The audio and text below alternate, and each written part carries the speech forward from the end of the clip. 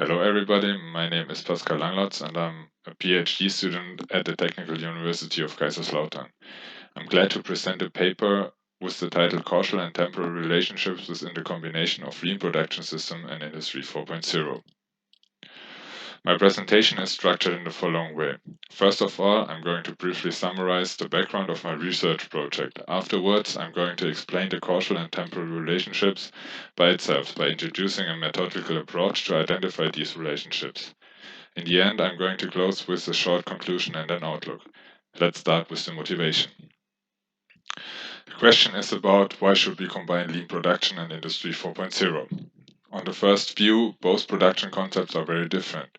Whereas lean production is a holistic approach, taking into account especially human knowledge, but also technologies and the organizational process, Industry 4.0 only focuses on different technologies that uses data. The main aim of Industry 4.0 is to connect the physical world with the digital world to control the processes in a dynamic and adaptive way. Principles of lean production standardize and improve production processes in order to achieve low throughput times. Therefore, the control principles first in, first out and the pull principles are very effective. Also, the information handling is case specific. The information procurement in lean production is at a place where problems occurs, at the so-called gemba or shop floor. That is the reason why the reaction is settled after the problem is known. The opposite is with the concept of Industry 4.0. Here the information procurement is possible in real time and in the reasons of the networking and problem are detected before they occur, in the best case. In any case, nobody has to go to the place where the problem arises. So both concepts are individual and have special advantage and also disadvantage. But both concepts can meet some of the challenges of a modern manufacturing companies. These challenges are figured in the middle of the slide. So here we have the reduction of the production complexity with an increasement of resource efficiency in the same time. Also, the throughput time should be reduced and the stocks should be on a low level. Furthermore, the customer wants individual products, and that requires a flexible production layout. These are just some of the main challenges, but you see that it's useful to combine both production concepts to create a better production concept. This is the aim of my research. For a better understanding of these issues, now I'm going to present the state of the art of both production systems.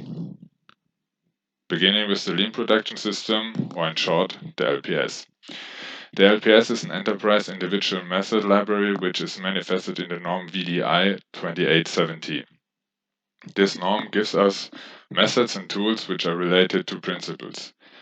The principles focus on different manufacturing processes, for example, on turning or milling, and pursue different objectives like increasement of quality, minimize time, or reduce costs.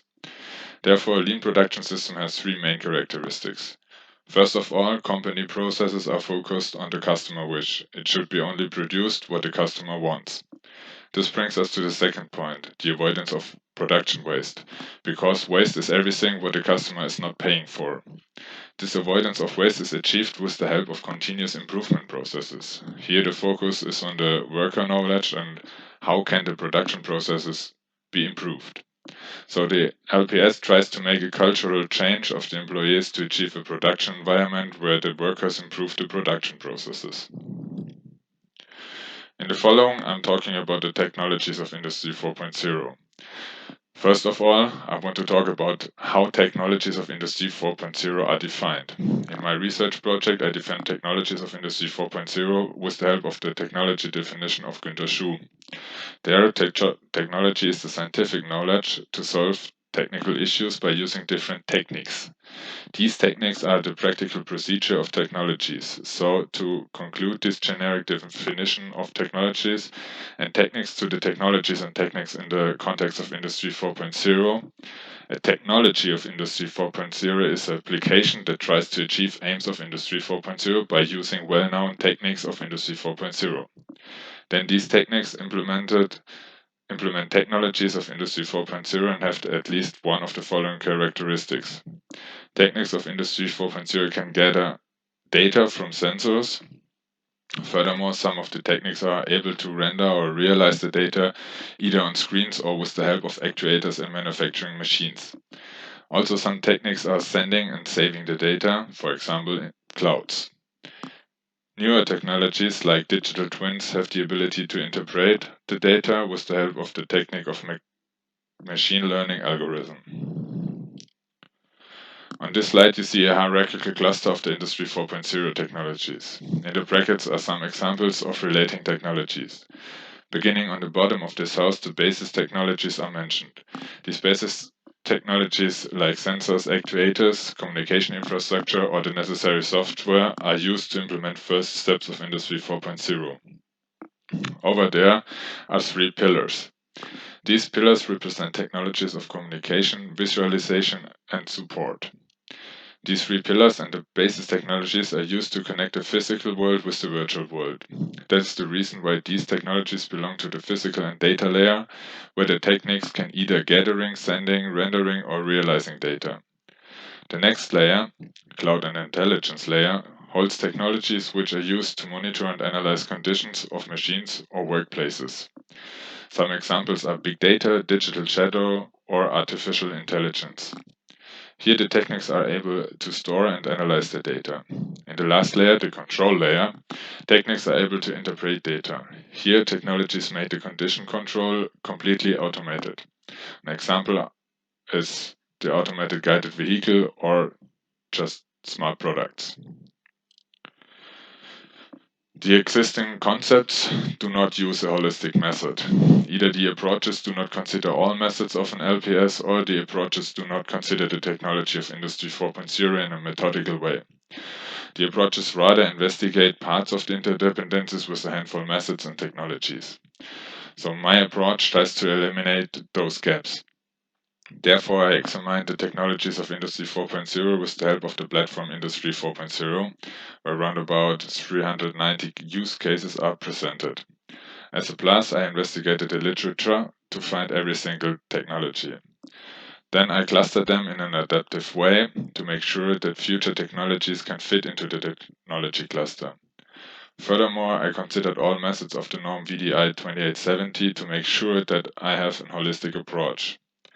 Afterward, I developed a classification for both the methods and the technologies. This enables a plausible and factual description of the methods and technologies with the help of the unified classification. The causal relationships can be identified with an indicator system. Based on these causal relationships, the temporal relationships could be identified in a house of temporal relationships. On the next slide, you're seeing some examples of the causal relationships. After the cluster of Industry 4.0 technology is made and the methods from the VDI 2870 are examined, the technologies and the methods could be characterized. Therefore, different criteria are figured out by literature review. 4 criteria groups are identified: the fulfillment of the objective of a modern production system, the field of application of technologies and methods, different manufacturing levels, and the technology layers, which I presented in the state of the art. Then every identified technology and method was investigated.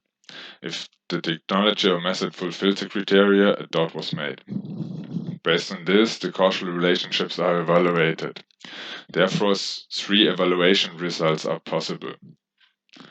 First, an investigation object A supports another investigation object B, so method A is a requirement to implement method B and has to implement it first.